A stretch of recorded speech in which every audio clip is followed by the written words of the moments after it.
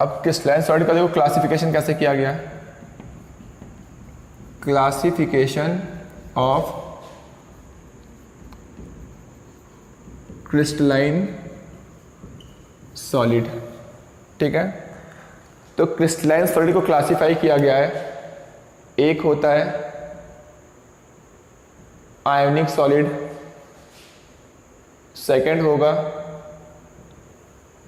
Covalent solid, third क्या होगा, एक होता है मेटालिक सॉलिड, एंड फोर्थ होता है मॉलिक्यूलर सॉलिड। क्लियर है। अब देखो एक तो हम लोग इसका एग्जाम्पल डिस्कस करेंगे, एग्जाम्पल क्या क्या है, दूसरा इनके बीच में बॉन्ड्स क्या क्या होता है, थर्ड हो गया इनकी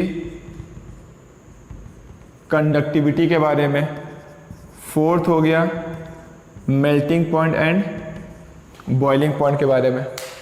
जैसे मैं एग्जांपल्स की बात करूं, आयनिक सॉलिड का एग्जांपल क्या हो गया, जैसे NaCl, CsCl, ZnS हो गया, ठीक है, और भी बहुत सारे एग्जांपल्स हैं। कोवलेंट सॉलिड का एग्जांपल हो गया जैसे डायमंड हो गया एंड ग्रेफाइट हो गया। अगर मैं बात करूं मेटालिक सॉलिड का एग्जांपल क्या होगा, जैसे आयरन जो सॉलिड है उसको बोलते हैं मेटालिक सॉलिड, लिथियम हो गया, कोई भी मेटल ले लो, सोडियम हो गया, Zn हो गया, ये सारे क्या हैं मेटालिक सॉलिड के एग्जांपल्स हैं। मॉलिक्यूलर सॉलिड क्या होता है, जिसमें क्या होता है हाइड्रोजन बॉन्ड या फिर वैन डर वाल्स फोर्स होता है। जैसे कि मान लो H2O को जब तुम आइस बना दोगे तो क्या होगा, मॉलिक्यूलर सॉलिड होगा। NH3 को जब सॉलिड कर दोगे तो क्या हो गया, मॉलिक्यूलर सॉलिड हो गया। P4 हो गया, S8 हो गया, HCl हो गया, ये सारे क्या हैं मॉलिक्यूलर सॉलिड है। तो इनमें एटम्स, आयन या मॉलिक्यूल जो भी इसके पार्टिकल होते हैं, जैसे इसमें आयंस होता है तो उसमें कौन से बॉन्ड्स होते हैं, आयनिक सॉलिड में क्या होता है आयनिक बॉन्ड होता है। अगर मैं बात करूं कोवलेंट सॉलिड में क्या होता है, कोवलेंट बॉन्ड होता है। मेटालिक सॉलिड में कौन सा बॉन्ड होता है, मेटालिक बॉन्ड होता है एटम्स के बीच में। मॉलिक्यूलर सॉलिड में कौन सा बॉन्ड होता है,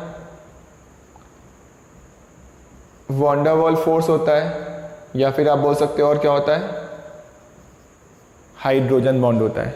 क्लियर है, चलो ठीक है। अगर मैं मेल्टिंग पॉइंट और बॉइलिंग पॉइंट की बात करूं तो आयनिक बॉन्ड क्या होता है, स्ट्रॉन्ग बॉन्ड होता है, इसलिए इनका हाई MPBP होता है। कोवलेंट सॉलिड भी क्या होते हैं, ये भी स्ट्रॉन्ग बॉन्ड होता है, इसलिए इसका मेल्टिंग पॉइंट बॉइलिंग पॉइंट क्या होता है, वो भी हाई होता है। अगर मैं मेटालिक सॉलिड की बात करूं, ये भी स्ट्रॉन्ग बॉन्ड होता है, तो इनका MP और BP क्या होता है, हाई होता है। वैन डर वाल्स फोर्स और हाइड्रोजन बॉन्ड क्या होता है, वीक बॉन्ड होते हैं, इसलिए इसका MP और BP क्या होता है, लो होता है। ठीक है, अब मैं चलो बात करता हूं कंडक्टिविटी की। आयनिक, कोवलेंट, मेटालिक और मॉलिक्यूलर सॉलिड, इनमें सबसे बेस्ट कंडक्टर कौन होगा, तो होगा बेस्ट कंडक्टर होता है मेटालिक सॉलिड। ये क्या होता है, बेस्ट कंडक्टर होता है इन चारों में। अगर मैं बात करूं इन चारों में बेस्ट इंसुलेटर कौन होता है, तो इसको बोलते हैं बेस्ट इंसुलेटर मॉलिक्यूलर सॉलिड। ठीक है, अगर मैं बात करूं आयनिक सॉलिड एंड कोवलेंट सॉलिड, अब देखो आयनिक सॉलिड क्या होते हैं, ये सॉलिड फॉर्म में इलेक्ट्रिसिटी कंडक्ट नहीं कर सकते हैं, क्योंकि सॉलिड फॉर्म में अगर तुम NaCl सॉलिड लोगे तो उसमें बॉन्ड बना हुआ है, आयन फ्रीली मूव नहीं कर पाएगा। ये इलेक्ट्रिसिटी कंडक्ट कब कर सकते हैं, एक तो एक्वस फॉर्म में एंड मोल्टेन फॉर्म में। ठीक है, अब मैं बात करूं covalent solid. Covalent solid electricity conduct कर सकते कि नहीं कर सकते हैं। जैसे बात करूं डायमंड, डायमंड क्या होता है, डायमंड इलेक्ट्रिसिटी कंडक्ट कर सकता है कि नहीं कर सकता, नहीं कर सकता, मतलब ये क्या होता है, इंसुलेटर होता है। जबकि मैं ग्रेफाइट की बात करूं, ग्रेफाइट क्या होता है, इलेक्ट्रिसिटी कंडक्ट कर सकता है, मतलब ये क्या होता है, कंडक्टर होता है। तो एक कंडक्टर भी होते हैं और क्या होते हैं, इंसुलेटर भी होते हैं। क्लियर है, चलो ठीक है, आगे डिस्कस करते हैं।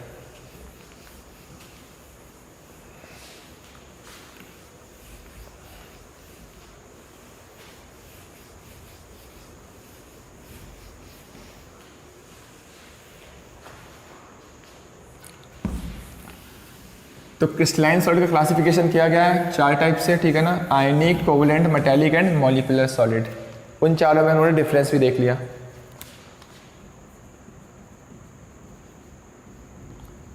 General terms related to crystalline solid. देखो क्रिस्टलाइन सॉलिड में हम लोग कौन कौन से टर्म, जनरल टर्म्स यूज करते हैं। एक होता है जिसको हम लोग यूज करते हैं स्पेस लैटिस हो गया। सेकंड क्या होगा, लैटिस पॉइंट, ठीक है। स्पेस लैटिस क्या होता है, लैटिस पॉइंट क्या होता है, डिस्कस करते हैं अभी हम लोग। थर्ड क्या हो गया,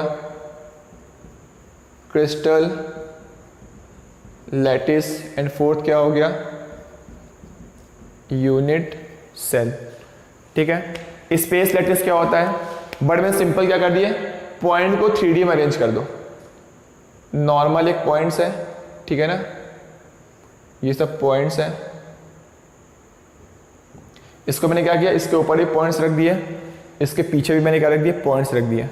तो पॉइंट को मैंने क्या कर दिया, 3D में अरेंज कर दिया।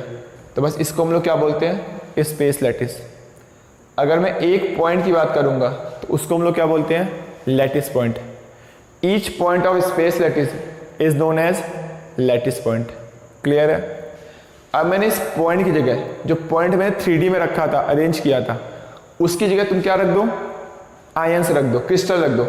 जैसे Na+, हर एक पॉइंट था यहां पर इस टाइप से, तो यहां मैंने क्या रख दिया, आयंस रख दो। यानी क्या रख दिया मैंने, Na+, Cl-,